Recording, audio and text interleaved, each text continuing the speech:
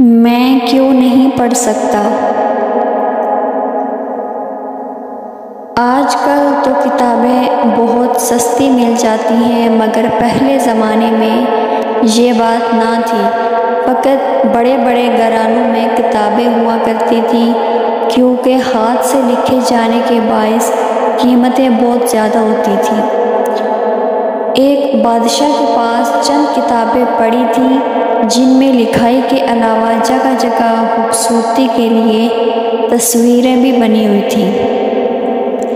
ایک دن ملکہ کتابیں دیکھ رہی تھی اور اس کے چاروں چھوٹے بیٹے بھی بیٹھے تھے۔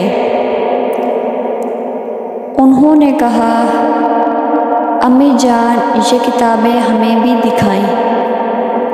ماں نے کتابیں دکھائیں تو تین بیٹے صرف تصویروں کو دیکھ کر خوشی کے ساتھ ورق پلٹتے رہے،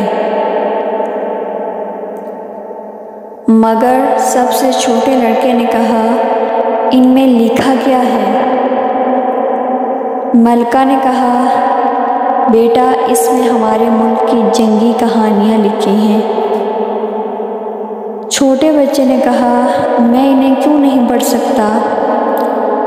ملکہ نے کہا، بیٹا، لکھی ہوئی چیزیں صرف علم والے ہی پڑھ سکتے ہیں، اور علم محنت سے آتا ہے۔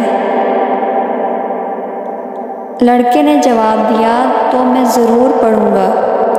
ملکہ نے کہا، جب تم پڑھ لو گے تو جو کتاب چاہو گے میں خوشی سے تمہیں دے دیا کروں گی۔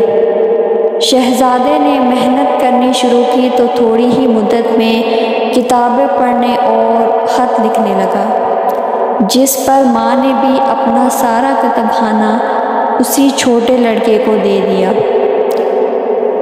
یہ شہزادہ الفریڈ اعظم تھا، جو انگریزوں میں ایک مشہور عالم بادشاہ گزرا ہے۔